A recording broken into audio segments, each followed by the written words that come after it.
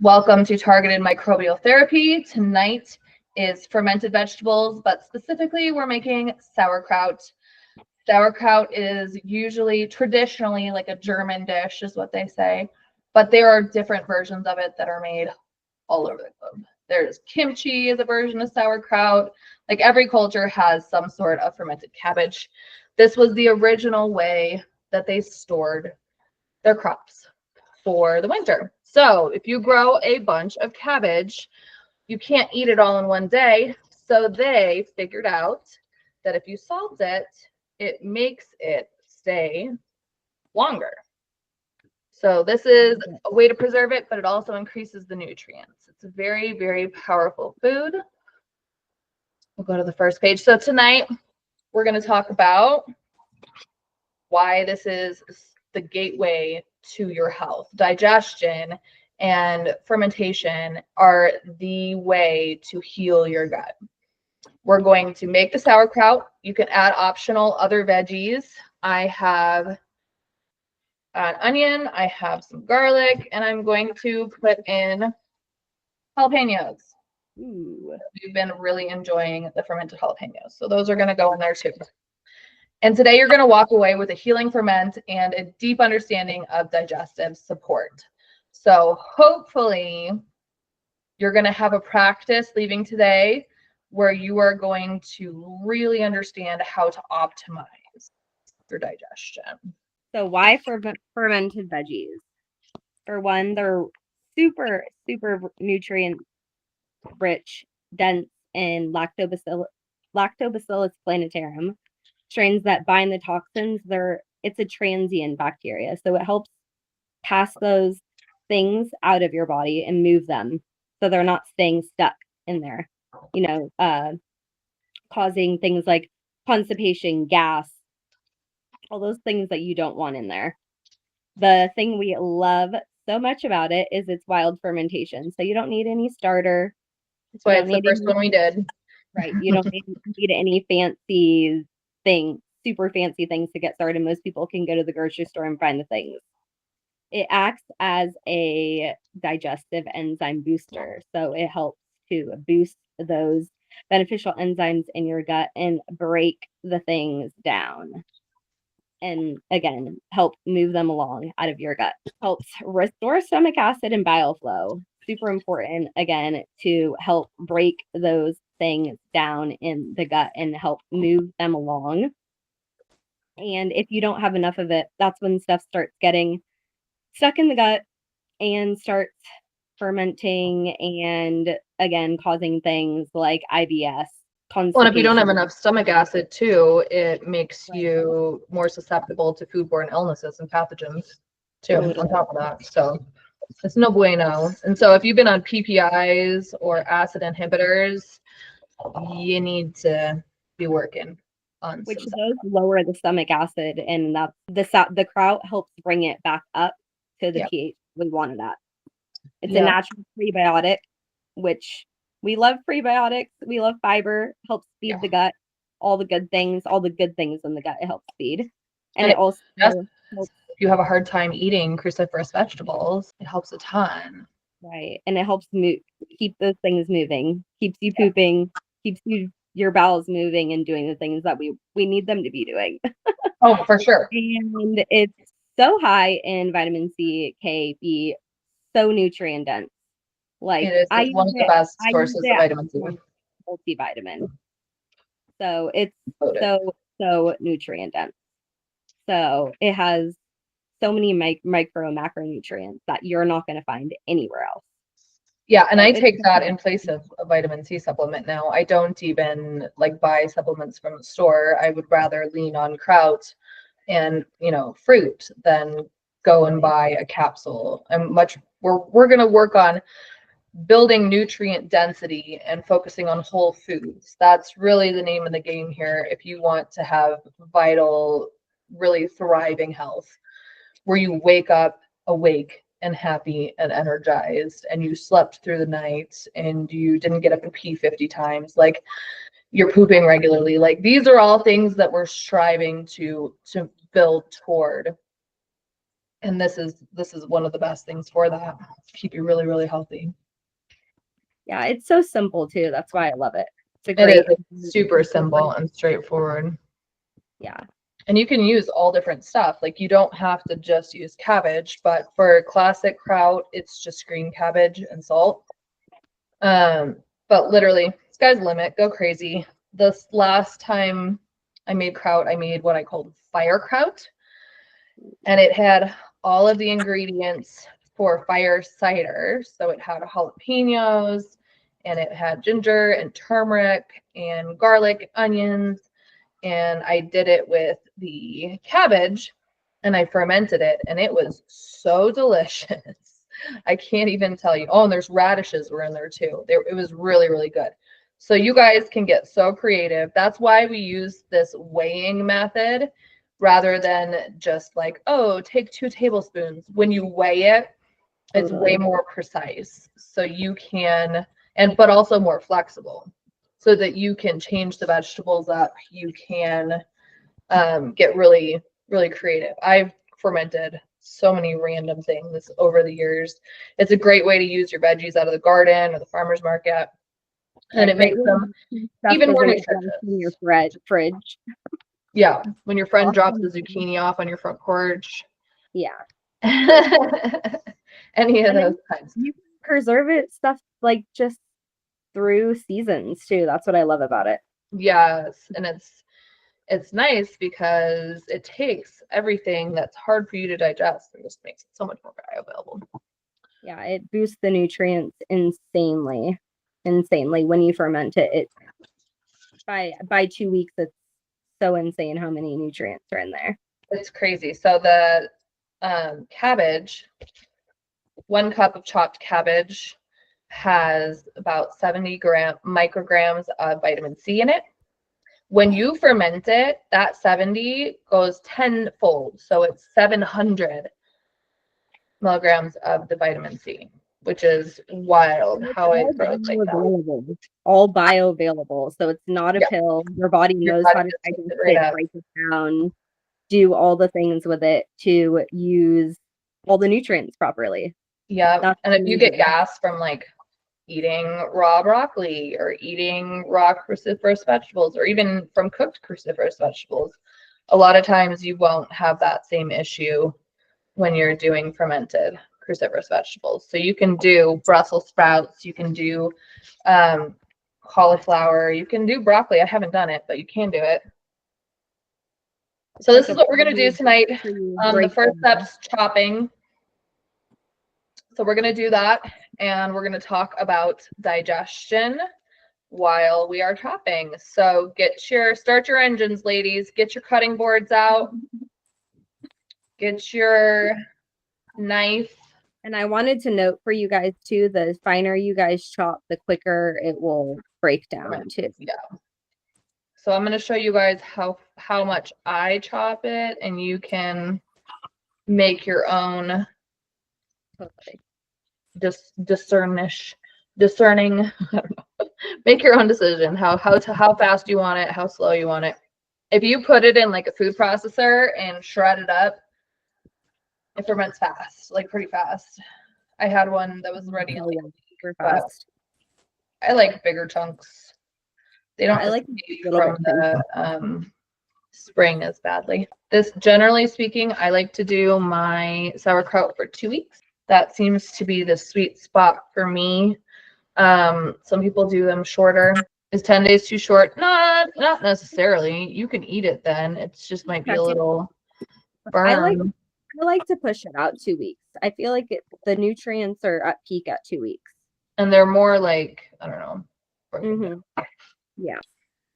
So how digestion works and how we can support it. So the brain, it goes from brain to salivation. When you're chewing, it stimulates enzymes in the saliva and mixes it with your food as you're chewing to help break it down, which is really important. That's why we want you guys to keep food in your mouth as long as possible. I know it sounds a little bit silly and weird, but especially in our day and age, we're so used to like rushing around and eating. But we're going to get to the waiting part more, but it's really important to make sure it stays in there a good amount of time and you're not rushing to chew. The chewing is so important. The mixing with the saliva is so important.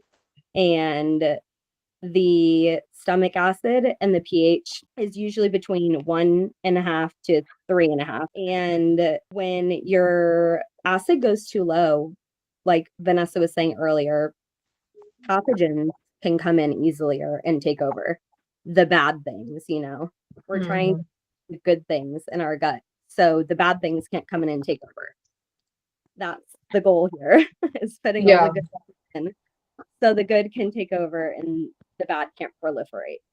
Because if it has nowhere to go, there's so many good in there. Where's the bad going to go, you know, is my thoughts.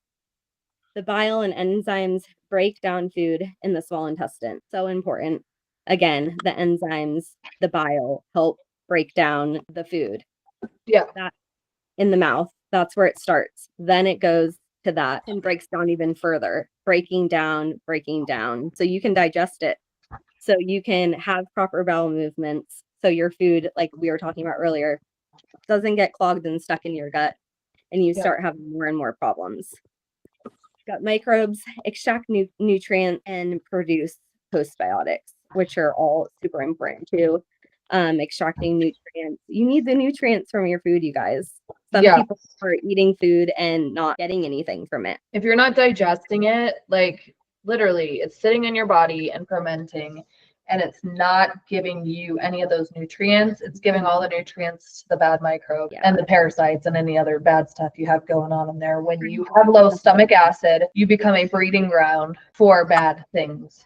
So great example, my husband, I was giving him, before I knew, I was giving him calm magnesium drink because he was having leg cramps, and he was drinking calm magnesium drink for like 3 days in a row, and then suddenly he got a horrific, painful stomach ache, and it was bad. He was having horrible, like bad poop, and I couldn't figure it out, and I finally looked at the magnesium, and it was magnesium bicarbonate, which is made with baking soda. So it buffered his stomach acid and made it more alkaline, and he caught a foodborne illness and was very, very sick for about a week and a half until I got his stomach acid back up.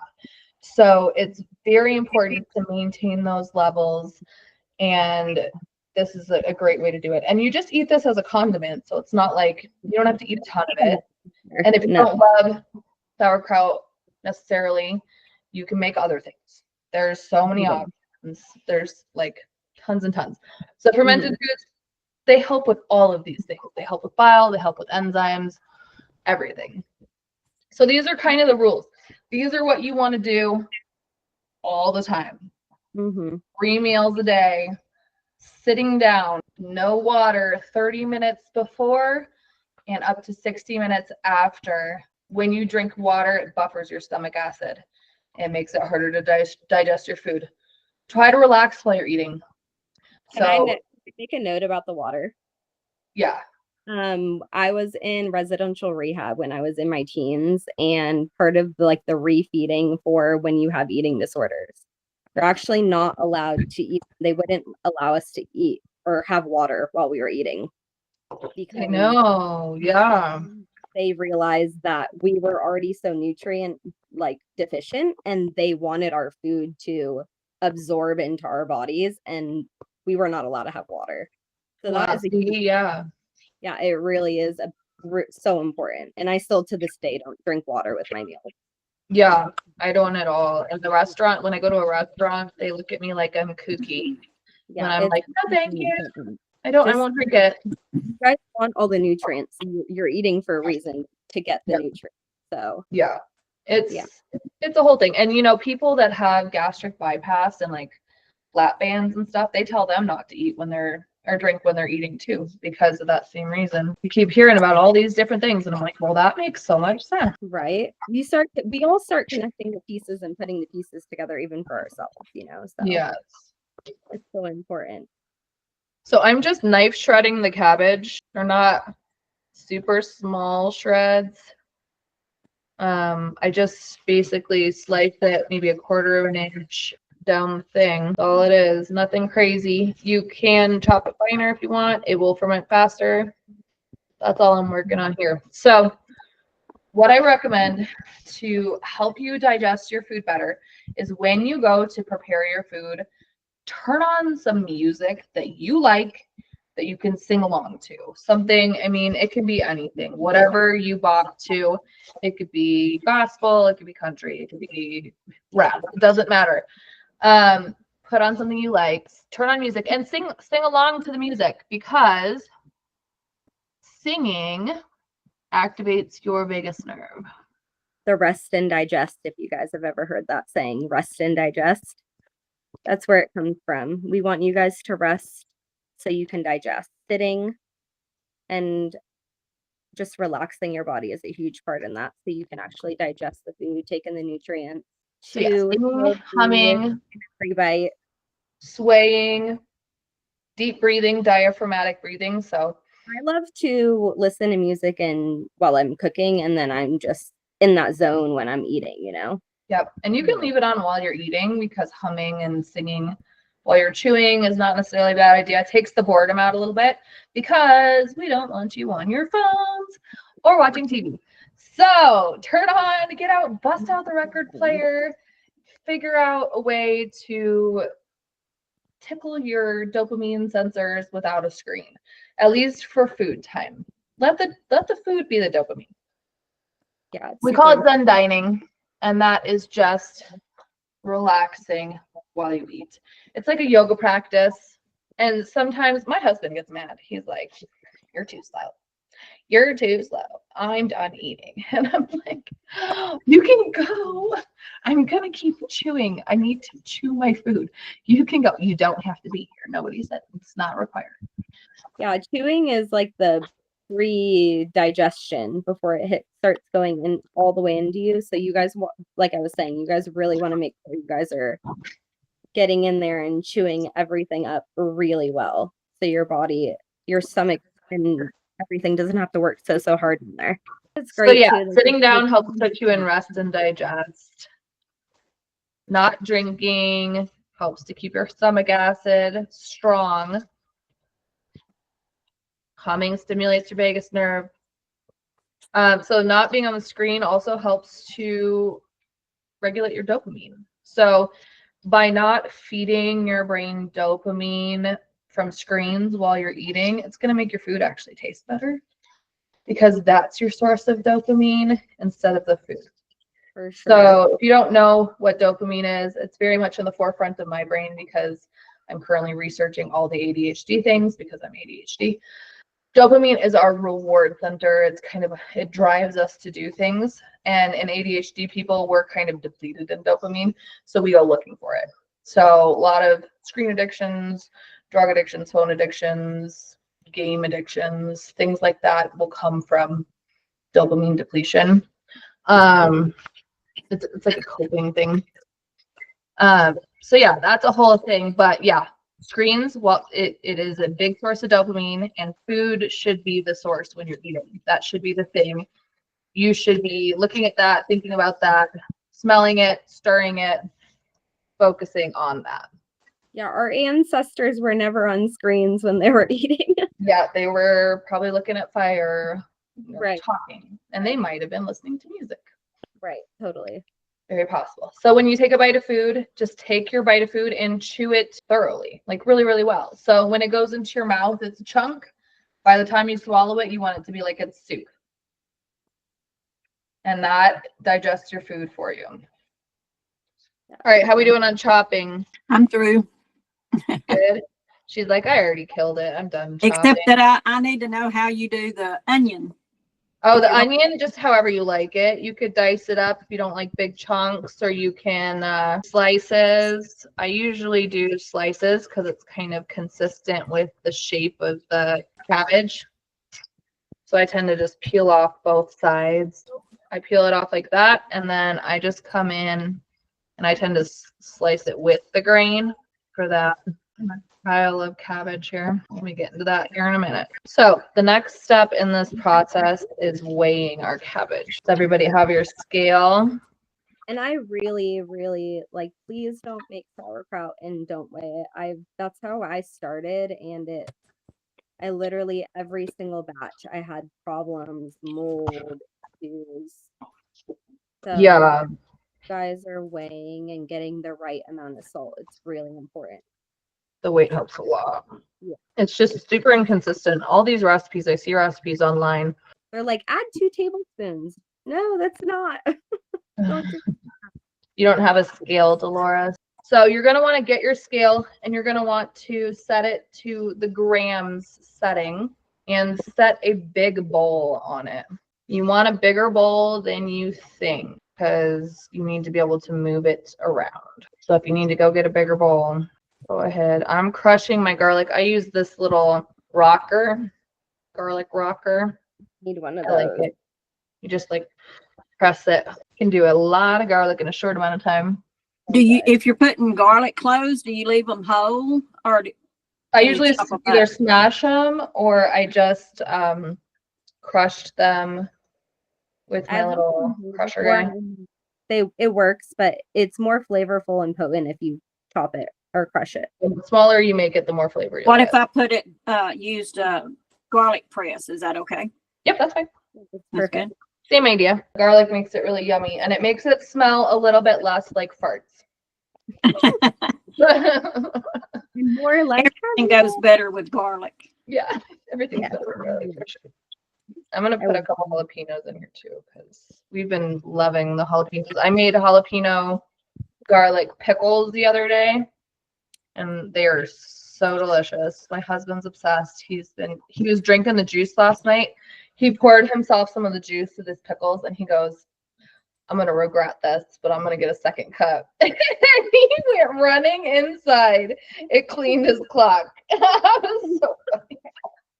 He had to go to the bathroom. He's like, I gotta go. He knew it was gonna happen too. He called it.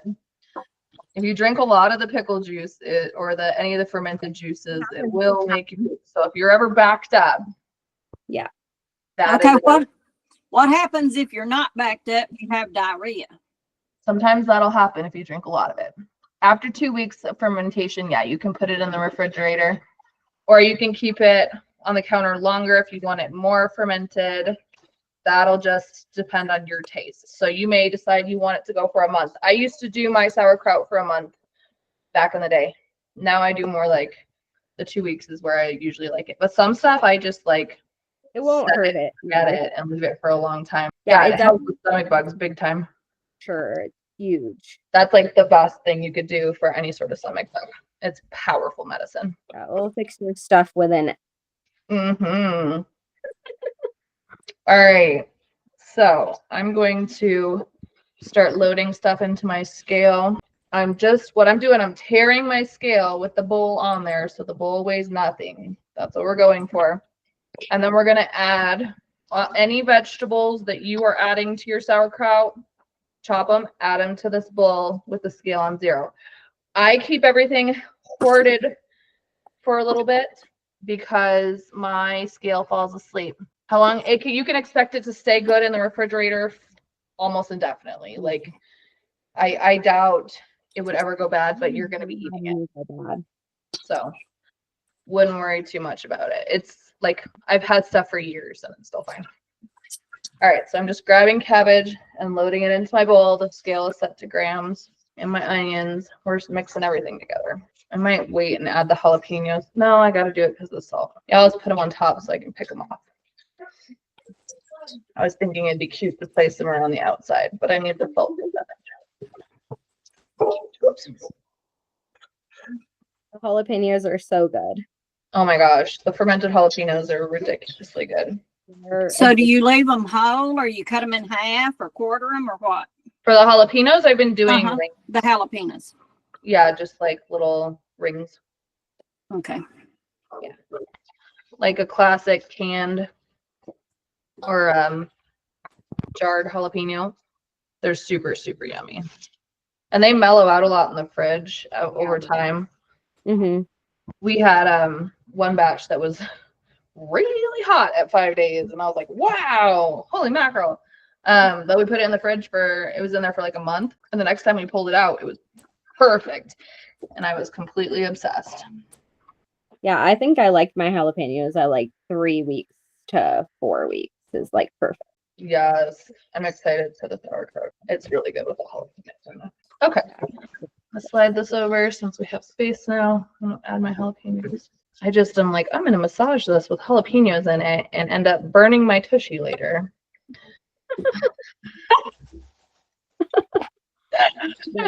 Make sure you guys wash your hands really good if you guys There is a trick for that. You got it in your eye last time? Yeah, it's bad. It's bad. It's not just me.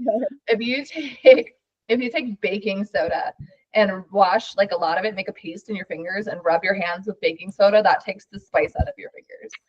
Also, if you put it in your eyeballs, you can put milk in your eye and that will take care of it. Some kefir. Kefir in your eye. Kefir white. Castor oil worked too. Perfect.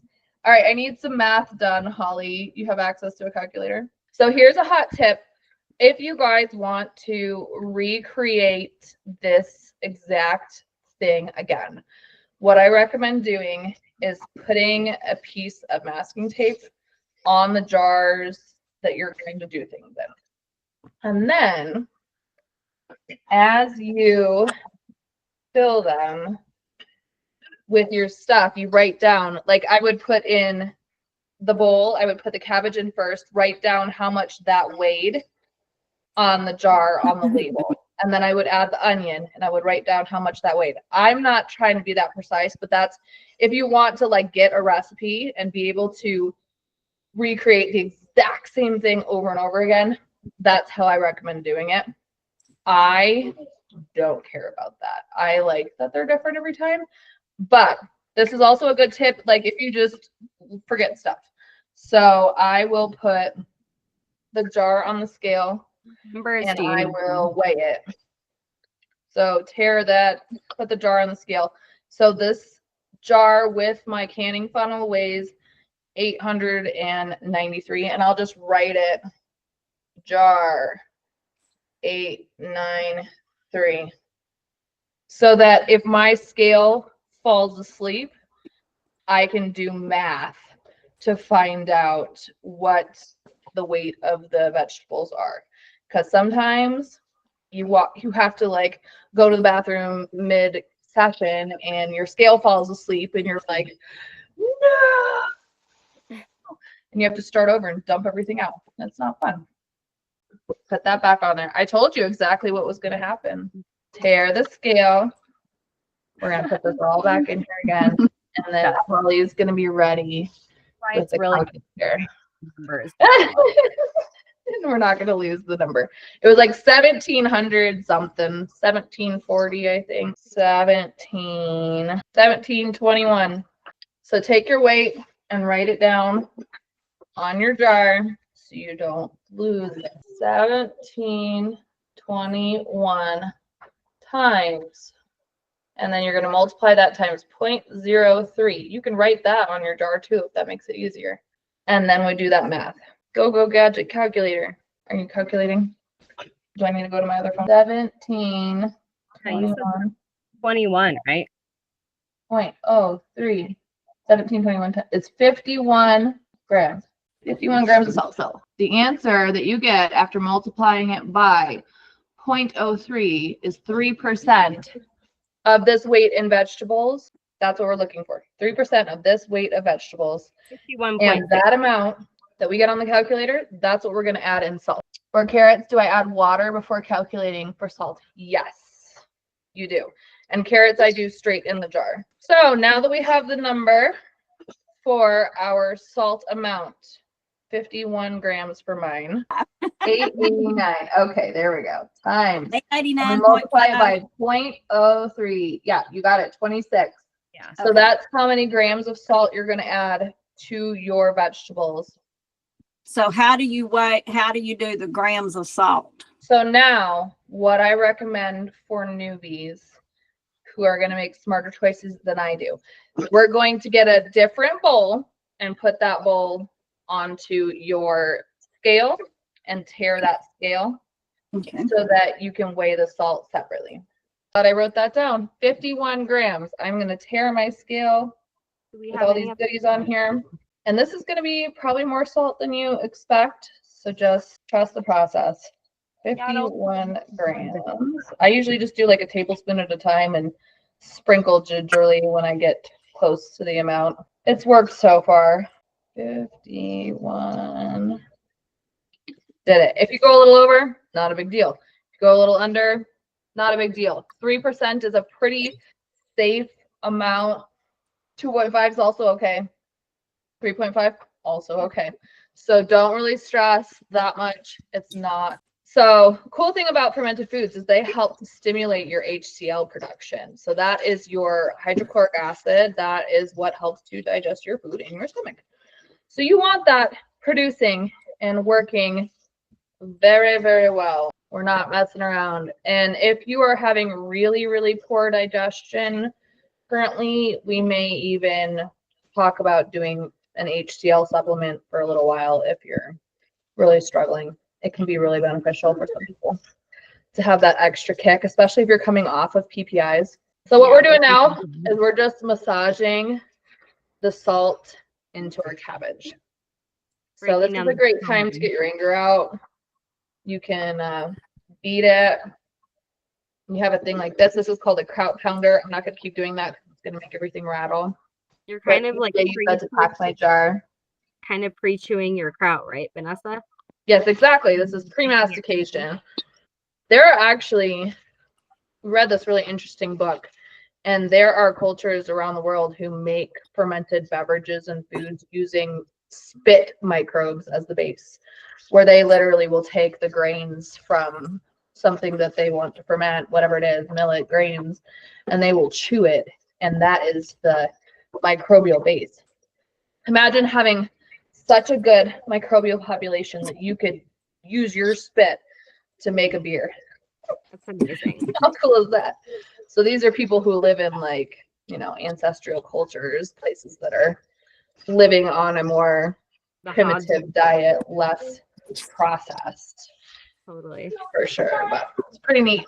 So the stuff in fermented foods, all of it, the fiber, the prebiotic, the probiotic, the acid, all of it, help with supporting the liver. And the liver is a big deal. The liver is your detox pathways. The liver helps to release bile, helps you to, you know, digest your food. It helps with so many things. And if your liver is sluggish, you're not feeling good. So it's very, very important. So if you were going to put ginger in it, yeah, you do you just slice it up a little, or? I usually grate it, but you could also it? peel it and do like matchsticks would be good. Okay. Cut it into like little, or you could shred it. I mean, honestly, whatever you want. It just depends on if you like big chunks of ginger or not. I shredded mine. Well, I probably don't, but I haven't used any. Yeah. I was seeing. I would probably shred it, like use like a microplane or your the smallest setting on like a box grater. Yeah. And just grind it up. That's what I do with my carrots when I put it in the kraut is just box grate it and just. Yeah, carrots are really good. Another thing that there's a type of kraut called cortada that they make in like South America. And that one has ginger and carrots and red hot spicy pepper flakes in it. It's yummy. That was my first kraut I ever made. I'm crying over my onions. Is making you cry? Yeah, I'm crying over my onions. I've heard if you put a piece of bread in your mouth and just hold it there while you're cutting it, I'll live over it. It'll be okay. I already went through that. I was getting my tears earlier. All right. So it's going to start releasing juices. You're going to see accumulation of liquid in the bottom. It's going to start breaking down. And you may get tired of massaging and you can totally stop. There's no right or wrong amount of time to massage cabbage. You don't have to do it at all. You could just salt it and let it And- sit here if you want. Mhm. But Yeah, this definitely helps to move things along, gets everything really incorporated, makes it a little easier to pack it into your jar. All right. love, right? Mm. Oh, it's starting to come out. Get it really good. Sometimes you can like bring it out and see the stuff come out. Holly, tell us about the gut microbes. So the gut microbes feed the beneficial bacteria and things in your gut. So we say digestion isn't what you eat, it's what you absorb. Garlic. Feed the good things, like we were talking about, in there to help so the bad things can't proliferate. Like the whole point of it. We want you guys to have so many good things in there that the bad things can't take hold and take over, you know? Yep. So, About to gentrify you. All the good guys are moving in, taking up residence, right. making everything all nice in there, fixing up all the buildings. Right? Like why? I love that analogy of it. That's great. It's a great analogy, right? Right there. That's funny. Yeah. That And was so it funny. offers natural lactic acid and enzymes to help again further break down that food. So it's not getting trapped and stuck where Yeah. we don't want it. The whole point of things is to keep things moving along in there. Yeah. And breaking it down. The better your stomach acid, the more stomach acid you guys have. Yeah. The more things will keep moving and keep going. The more poops a day, the better. That's right. Gotta get it all out. That's right. So we already did the weighing We're in. and we already salted everything. So now we just have to stuff the jars. I like to use my kraut pounder to just pack it in there really good. You can use like a spoon. You could use something like this, like a rolling pin, whatever you have will do that. I have a link to the kraut pounder on that list if you want one. And so we're just going to layer, use the canning funnel because these holes are small. And the canning funnel helps a lot. I still miss, even with it. What if I don't have a weight right now to go on these? So just jam it in there, press it down as hard as you can to the bottom, and then we'll add extra brine on top of it just to Okay. make sure that they're fully covered. I ordered some, but they haven't come. It'll be a day. Yeah, and you can add them in later. So just don't fill the jar crazy full. Just fill it like 3/4 of the way so that you know you have that nice thick layer of brine. And then once your weights come, you can add it in. Oh, okay.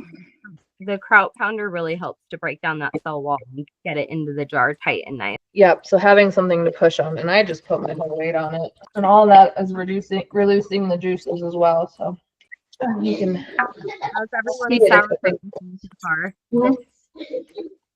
Is everyone's releasing releasing the juices. Hold on, let the dog out.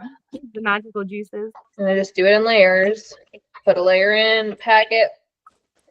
Put the next layer in, pack it.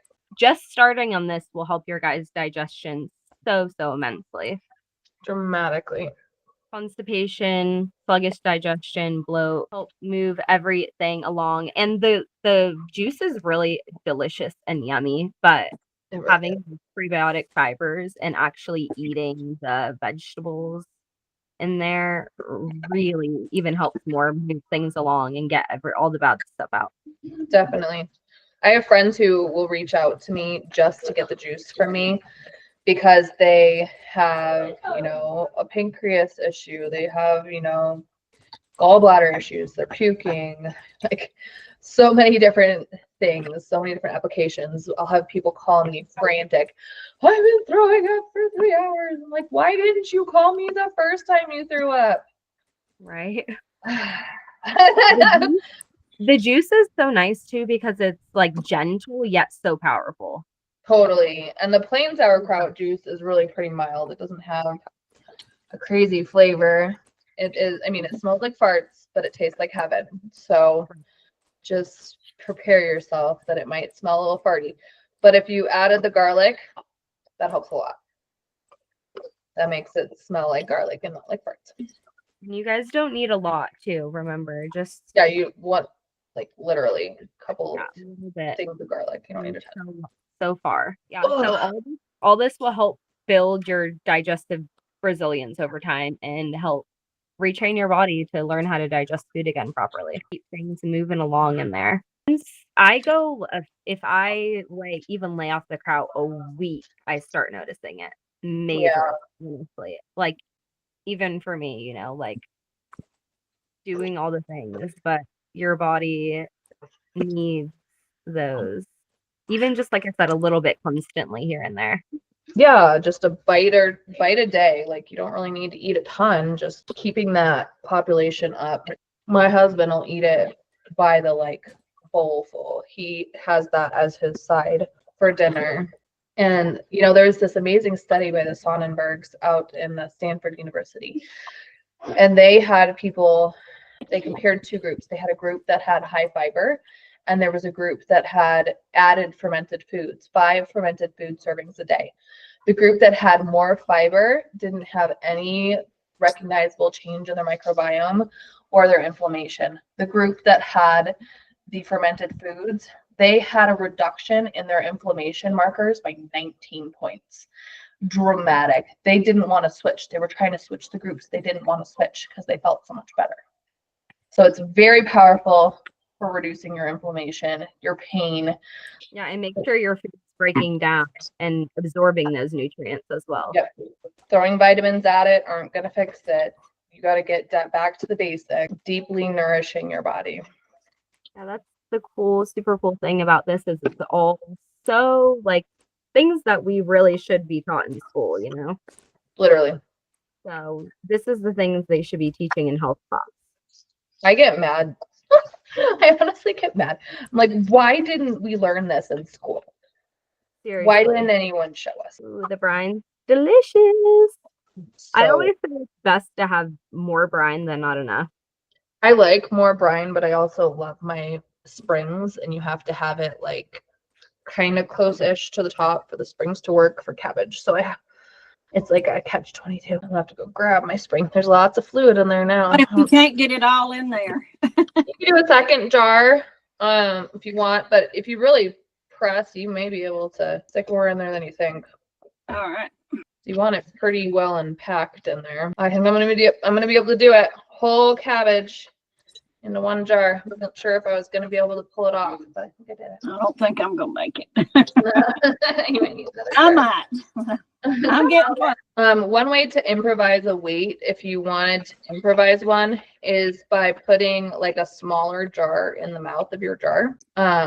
If you wanted to do that, some people will do plastic bags full of water, which seems like it works really good, but plastic bag, I don't love that. So I don't do that one, but look at all that juice. Can you see it on that is wild. Okay. I'm gonna go grab my spring and wash my hands real quick. Going through the customizing your ferment. This is the most fun part about fermenting is that you guys can make so many different things, so many different combinations, and it's really fun to be able to just pull out a bunch of jars at dinner time and put them on your table and have your family pick out of them. So yeah, it's super fun and super delicious. So we love carrot sticks, kimchi, fermented salsas, pickles. Like I said, so many possibilities. So a few combos that are going to support your digestion the most are going to be ginger, carrot, their enzymes and liver support those enzymes in your system and help support your liver detox and break things down. Onion and celery are natural prebiotics, again, feeding those good microbes in your gut. So can you just add any of that all together, or Yep. does it? All right, Yeah. so this is my favorite fermenting tool. It's a fermenting spring. It's a stainless steel spring. They sell out of them pretty regularly. So next time they go back up, I'll make sure to share. Where do But you get them? I got it on Amazon. Oh, okay. I didn't see any in there, but I did order the glass. The glass ones, yeah, they've been out for a little bit. So Okay. what you do with this spring is you just put it on top of your vegetables, Love this and then spring. you put the lid on top and you just screw it down with that spring. And so that presses the vegetables under the brine really, really well. Oh, it's gonna spring off there. So if I And don't have the spring, do I just take the lid off maybe tomorrow and try mashing it down in there again until my weights when come? it gets there, yeah, that would work. That's You usually got what I it. do if they're floating a lot. And they'll Okay. usually only float for the first couple of five or days or so, not like 2 weeks, usually just the first week. There's that. And it's got it well under the brine. And I could still add a little more brine to it potentially, but it'll probably bubble over if I do. Real quick, just since we're doing fermented veggies too, let's also do the fermented jalapeños so I could show you how, because that's going to be the same method you'll use for the onions. Okay. Yeah, I said this is canning season, so I'll be getting a lot of cucumbers. So I'll need to. Oh yeah. I want to do And some those pickle. too. All right. So for other veggies that are not cabbage, or you can ferment these whole if you want to. I generally poke holes in it if I'm gonna do whole peppers, which I do that in garden season a lot, where I will just throw whole peppers in there because I'm like, I need to do something with this now. And those oftentimes I will turn into hot sauce by just putting them into the blender. It's very, very easy. So I'm just going to cut these into little rings. And the process is super similar, but less dishes because it goes So straight into if your you- jar. if you did like halves, Yeah, you can do that. if you just cut them in halves, about how Yep. long does it take them to ferment? Probably about the same, I'd imagine, because the cell wall's fairly open. Okay. So usually it's about a week, 5 days, 5 to 7 days on the jalapenos. The onions are a week, maybe. They don't need a super long time. Okay. I have a list with the fermentation times for different vegetables that I will post for you guys so you can see. I don't So know. many benefits too to all the different things you guys can Yeah, do. there's different stuff depending on what you ferment. So the way to eat this stuff is pretty straightforward. I like to eat it with other foods, so it's basically a condiment. For the jalapenos, I'm like bite for bite with some meat or like chicken, things like that. I'll just take a bite. Or I made nachos the other night and put these on there. They were so good. Delicious. You can put them on salads. You can put sauerkraut on salad. It's really yummy on salad. It just gives a pop of tang. So if you're making like, say you're doing bowls, I like to do bowls a lot where I'll make like a carbohydrate, a protein, and then like a vegetable, and I just mix them together. I'll add some like nuts, and you could put sauerkraut in there. You could put like mega sauce with your kefir. Like there's so many different ways to incorporate these into your meals to make things super delicious. Okay. Now the sauerkraut, do you leave it sitting out on the counter? Yep. It stays Okay. out on the counter And for 2 weeks, and then once it's done to your liking, the flavor that you like, then you'll put it into the refrigerator. oh, okay. Pretty straightforward. So there is a difference between fermenting veggies and canning veggies in vinegar. Right. You lose all of those nutrients when you can them in vinegar, whereas you're adding nutrients when you're fermenting. Yeah. You're creating your own vinegar. You're adding more nutrients than it starts with. Yep. All right, so I cut up all my goodies. I'm going to add them into my jar. I tared the scale, so this weighs nothing now, okay? And I'm just going to add all my jalapenos into my jar. Seeds and all. We're getting spicy. So yeah, if you guys are buying the pickles, like if you go to the store and see the ones that are just on the store shelf, those are not the pickles that you guys want to be eating. They're filled with polysorbate and food dyes, and they're pretty much not have any beneficial anything left. The canning process cooks them to death. So when you're fermenting it, you're keeping it raw. This is a raw food. It is not cooked. So this counts on if you were doing like a raw diet, say, this is part of a raw diet. You may be able to find them in your refrigerator section of your grocery store, just depending on where you shop at. Some grocery stores have like Bubbies or depending on where you go, they may have a variety. But obviously making them is going to be significantly cheaper. The stuff you buy at the store is going to be in the, $10 range usually for not a very big container. So, all right. So I have my jar here. It's on the scale, and I've got all my pepinos in here. I'm going to fill this up with water. This is filtered water. So if you're doing carrots or any of those sort of vegetables, same deal. You top it off with water because it can't make its own brine. And then we're going to take this weight here. So I have 1563 times 0.03. And actually I saw a thing the other day that said that pickles, you should do 0.035. That it needs that extra 0.5. All right, so I need 46 grams of salt for this. So I'm going to tare my scale and I'm going to add that salt in here. You use Malden's, right, Vanessa? I'm currently using a different sea salt than Malden's. Does it work just as well, right? Yeah, it dissolves good. I buy in bulk because I use a lot of salt. So this is a sea salt brand out of Germany. Oh, nice. But yeah, I like it so far. So 43. And then I'm going to pop a lid on this and give it a spin. Flip it over. All right. So I'm just going to pop my spring in here. Oh, it might actually be too full. We'll see. And put the lid on. And we're going to just kind of upturn it. Yes, Farza. You can unmute. Yeah, can you give the number again? How much, how to determine the amount of salt that you put in? Can you just go over that one more time? Thank you. Yes. So you're going to weigh your vegetables, whether that be in a jar or in a bowl. You want to weigh all the vegetables, and if you're adding water, and the water in the container. And with that weight, you're going to take that and you're going to multiply it by 0.03. And that's going to give you 3% of the weight volume of all of your vegetables and water. And then that's how much salt you add. Okay, thank you. Okay. All right, so this is that. So if you're using a regular canning lid, just like a mason jar lid, you run the risk of it bulging. So for the first week or so, you just want to come and like twist the lid open and release any pressure a little bit and then put it back on.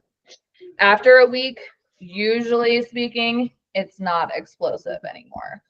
It tends to calm down a little bit, but it can definitely bubble over.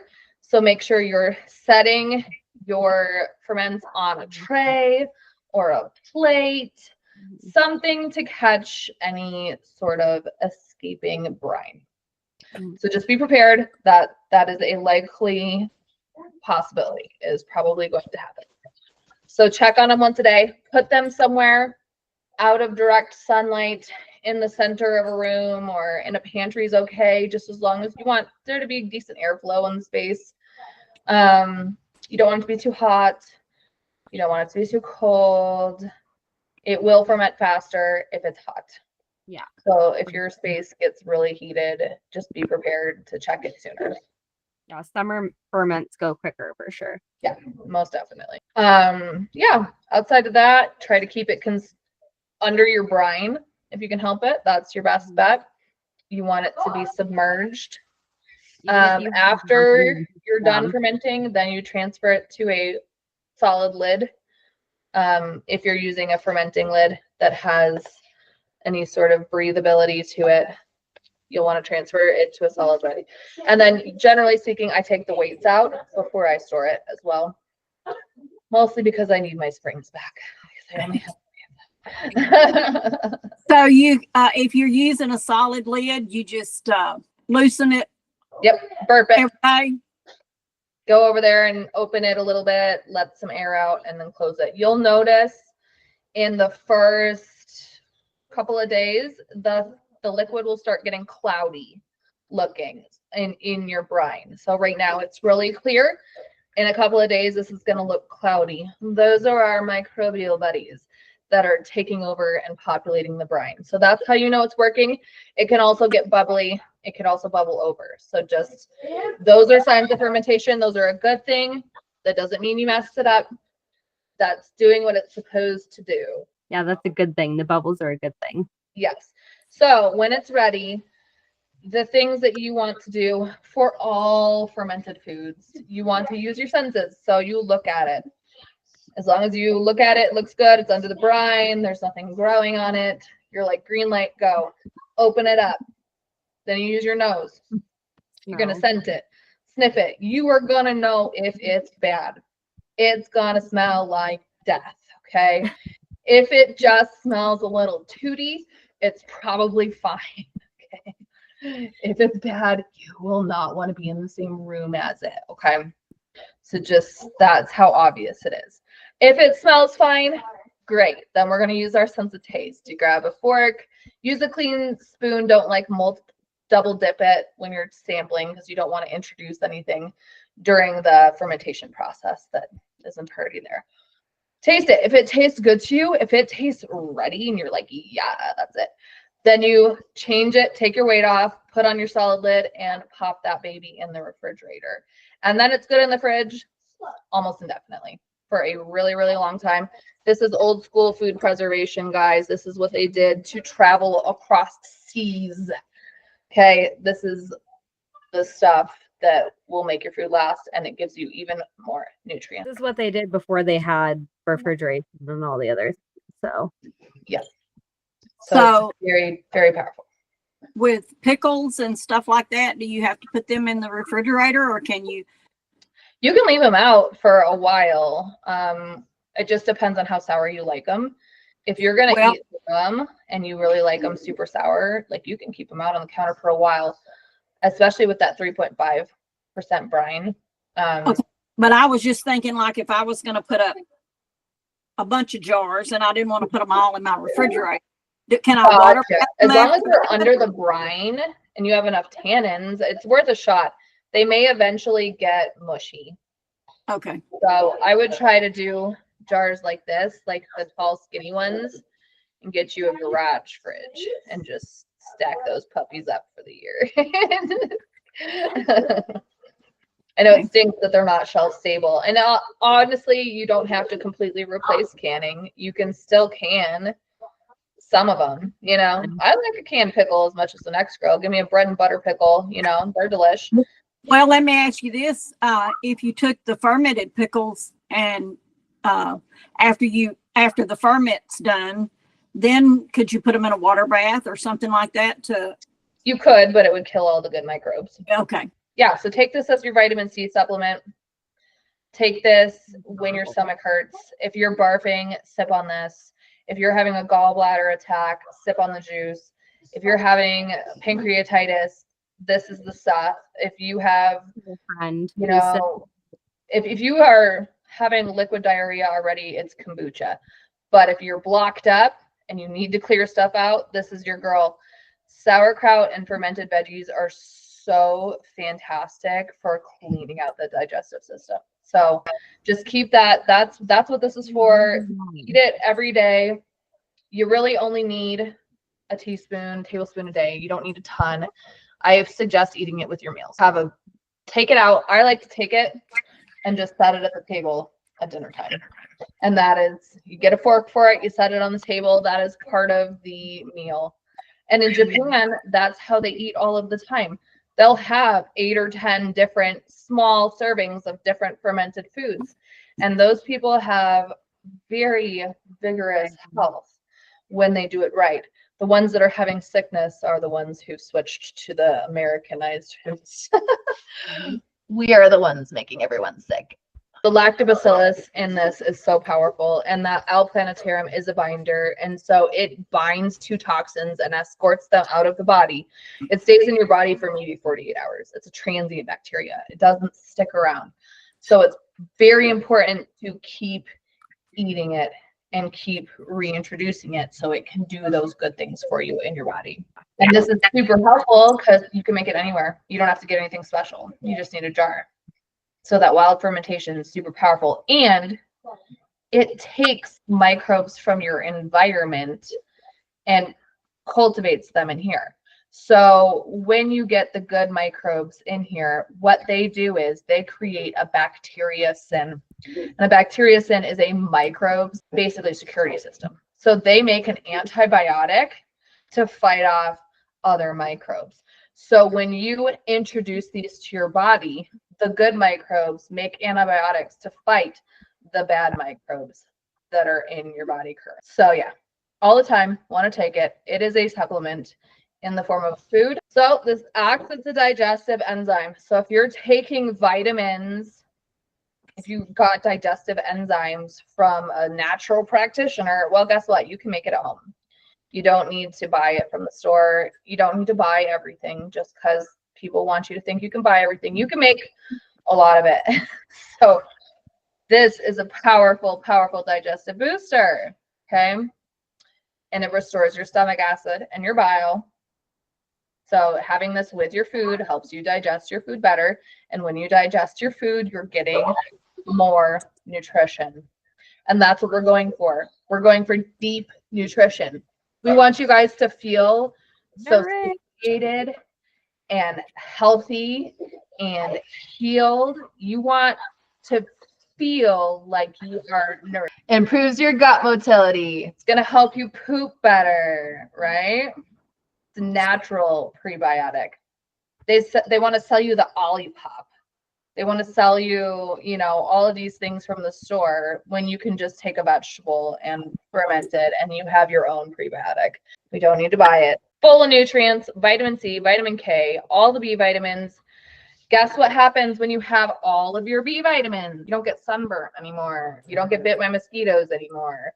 When you're deeply nutrient filled, you're going to feel fantastic. You're going to have energy from the time you wake up in the morning until the time your circadian rhythm kicks in and you're ready to go to bed. Sun up to sundown. That's what we're shooting for. We want you to feel good all day. We feel like we have a handle on it. Make sure you guys are chilling out while you guys are eating, getting off your phone, relaxing.